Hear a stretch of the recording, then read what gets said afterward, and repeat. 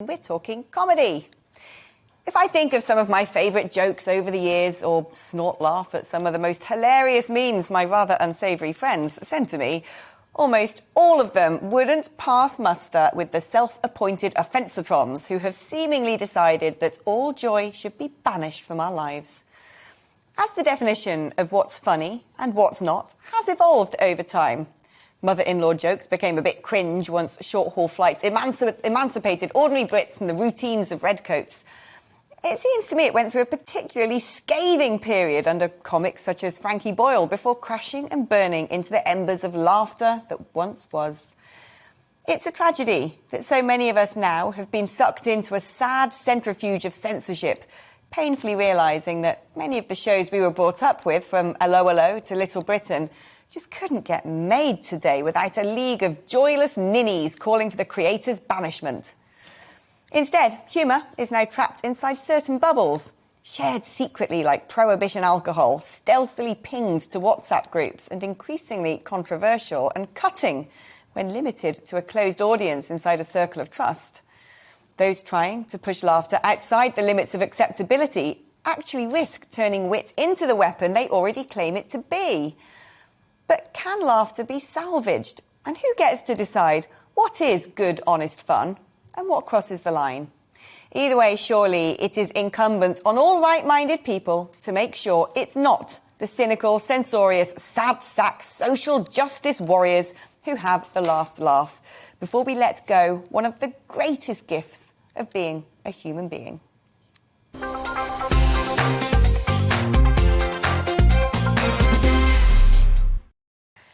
Well, let's get more on this with my next guest. Joining me now is Steve Bennett, editor of the weekly comedy website Chortle. Steve, great to have you aboard. Have you found this sort of constant censorship creep? Has it affected you and your website and the sort of content you produce?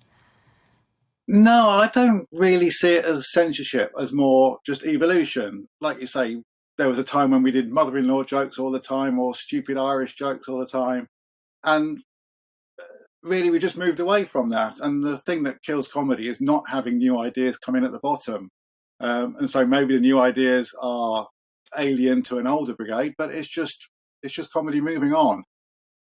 There are a number of comedians who have sort of raised their voice and said, I'm worried that I think my material now just wouldn't be acceptable anymore, and I have to really think long and hard and self-audit or perhaps even self-censor when it comes to producing work. I mean, comedians such as Billy Connolly and Jennifer Saunders, big names.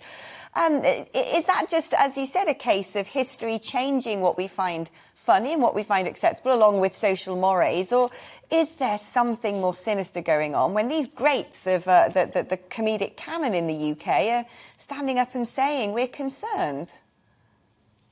I don't think it's more sinister. It's largely a generational thing, I think you'll find. And also, looking back at when alternative comedians like Rick Mail and etc. came on the scene, all the old guard then said, oh, this is terrible. The alternative comedy means it's only funny every other line. But it's just moving on. And there are probably some people in comedy who are overly pious, but I think it'll rectify itself. It'll sort itself out. And it's not entirely being sidelined. I mean, there's a big debate in comedy at the moment about Dave Chappelle, who's got a Netflix special. He's paid $20 million for a special, and he's accused of transphobia. So you can say, oh, look, the censorious lot are out saying he shouldn't say this.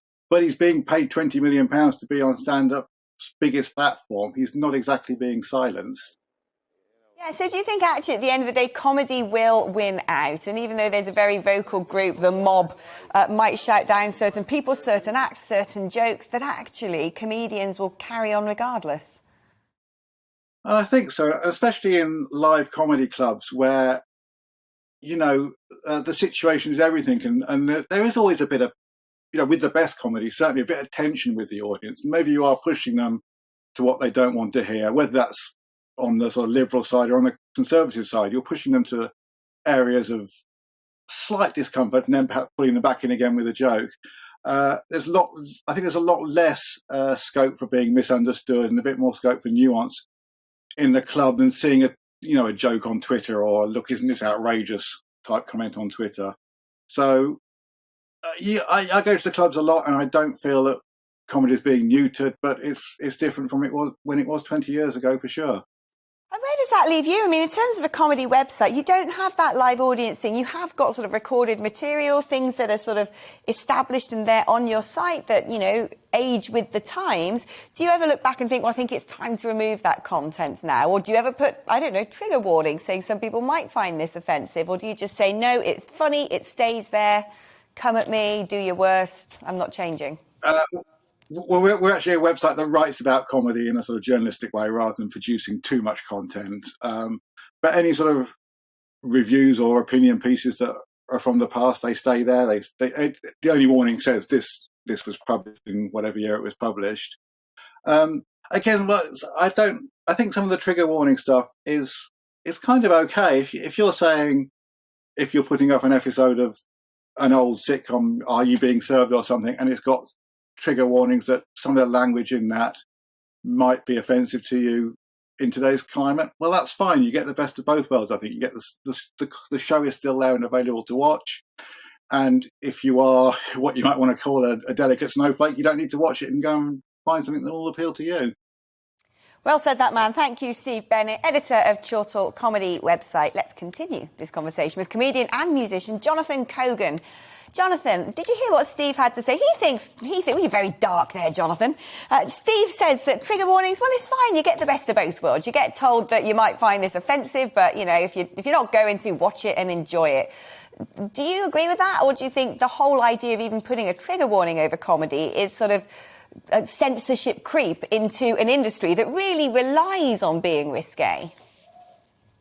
So it's a good question. So I do definitely agree with Steve in the sense that if you have the trigger warning, but you still have the original piece of art that hasn't been changed, you do kind of have the best of both worlds. You've got the original message or language that was used, and you've got that kind of modern, I guess, look at it. But at the same time, it's not something I would want personally on the media I consume. I think you kind of have that to an extent with ratings. If something's not going to be suitable for a kid, you know, don't show it to them. But generally, I don't think trigger warnings are too important, especially not from my perspective. But then again, I've only got like a medium amount of trauma in my life. So if you've got like huge amount of terrible memories, then maybe you do need that. But, you know, each their own.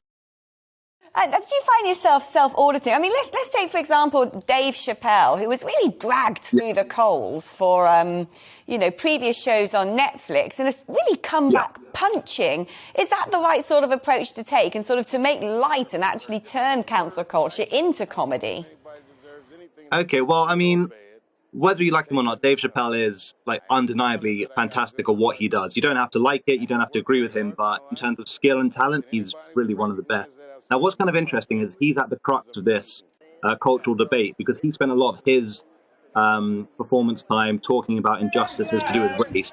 And he's always been a bit of like a hero in regard to that. And now he's taking the flack from being on perceived as the wrong side of the debate with the gender issue. Now, is he getting cancelled in a sense? I mean, I know his documentary that he wanted to show has been dropped from a bunch of film festivals, so he's been cancelled in that regard.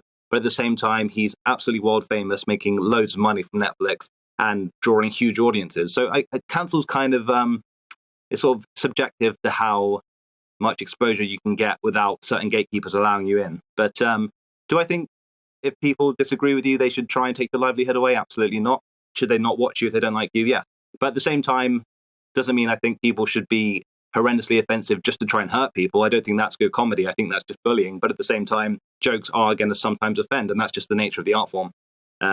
It's tricky. It's an age-old question. I don't know. You find yourself, when you're producing your material, sort of self-limiting sometimes and thinking, God, I'd love to tell that joke. I really want to put that pun in there, but it might be a little bit on the edge and it could cause me trouble. So if I say a joke and then my girlfriend just walks out the room, that's normally a good indicator that it's just slightly over the line. But I think you are just going to have to experiment live with it and see what the reaction is. Not everyone's going to like it. I've had jokes that have gone down super well in certain gigs, and then another time, I literally once had a girl from the audience shout out "no" at one of my punchlines. So I learned a lesson that day. And I guess it's kind of up to me. I really think it's up to me, or it's up to the comedian to choose what they want to put in and then just deal with the consequences. As long as those consequences are people liking it or not liking it, not getting like mobbed for having the wrong opinion about an issue that week. Yeah. Jonathan, if the consequence is people laughing, you're doing a good job. And stick with the comedy, don't become a lighting director. Lovely to have you on the show today.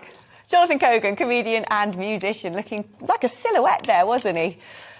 This is what's happened when it's all about zooming into programmes these days. What happens, though, if the laughter does stop altogether? Laughter has been seen to be so important to us humans. My next guest will know a lot about this. Joining me now is behavioural psychologist Jo Hemmings. Jo, OK, laughter is the best medicine, they say. Is that true? Yeah, definitely. The best free medicine you can get, because it actually increases our endorphins, which is our body's natural hormone that makes us feel good. It decreases cortisol and adrenaline, which are our stress hormones. I won't bore on about it too much, but it improves our immune system. It relaxes our muscles. So after you've had a laugh, 45 minutes later, up to 45 minutes later, you're still feeling good. Your muscles are very relaxed. It's bonding in a pro-social way. So laughter's contagious. So when someone is laughing, it's quite hard not to laugh with them. And yeah, I mean, as a dating coach, I know that single people looking for love will say that a sense of humour, what they mean is a shared sense of humour, but a sense of humour is right up there in the top rankings of what they want in a partner, is someone who can laugh with them, laugh at themselves, just generally laugh. Am I thinking as well that there is such a thing as laughter therapy? There's laughter yoga, there's laughter therapy. I mean, it all sounds quite artificial, but I think people who've done it, it does feel a bit odd at first when you're encouraged to laugh in that sort of slightly kind of fake ho way. But because it has this really contagious nature about it, you'll find that once you've sort of forced out a few laughs, it starts escalating and you begin to laugh quite naturally. So it's an amazing thing. Our lives would be a lot more miserable without laughter in them. Interesting words. You talked about laughter as being bonding in a pro-social way. To me, the biggest risk of cancel culture is exactly that. It's dividing us, and very often comedy is used to de-escalate a situation or to take the stress out of something or turn something really miserable or combative into something happy and binding. Yeah, I suppose it's a difference between, comedy, when you're actually on a stage or on TV performing, that's a certain sort of humour. I think laughter also comes from, it's all humour in that way. Comedy's always been on the margins. It will probably always stay on the margins, but those margins change a little bit because there's always something good about laughing about something which is just slightly probably not to be laughed at. But spontaneous laughter, when you're with family or friends and you just find something to giggle at, that is such a bonding thing between people, recognizing you have similar senses of humor, recognizing that you're able to just, collapse into that slightly hysterical giggling and feel comfortable about it. It's just enormously good for us. I don't think any amount of cancel culture can ever get rid of that spontaneity of giggling, laughing with somebody that you know well, that you can connect with, that you feel relaxed and comfortable with. So there will always be a part of humour that's going to be a bit debatable, and it will evolve, as both of your other guests have said. But there's also that very spontaneous laughter that can come out of nowhere with people that you're just having a good time with. Also psychologically important to tell people it's better to actually not take offence at things than to take offence at things, because it seems to me almost those who go around with their sort of offence diviners, trying to pick up some sort of horror story or historic tweet from someone anywhere, they must have pretty miserable lives. Look, there are kind of mood hoovers everywhere, whether it's in comedy or politics, whatever it is. There's always people that want to kind of slightly bring you down. There is a way of being funny and humorous by being sharp, witty, clever, without being offensive. And most good comedians know exactly those boundaries that they can step in and step out. And yeah, for those who just want to kind of cancel everything we might find funny, it's their issue. I wonder sometimes what they do laugh at. Do they have any laughter in their lives? Is there any self-deprecation? That's a really important part of laughter. To be able to laugh at yourself is actually one of the best forms of humour. And I sort of suspect those that want to cancel everybody out there don't have a lot of that going on. I couldn't agree with you more, Jo Hemmings. I'm telling you, first few months at GB News weren't always a laughing matter, but we got through it.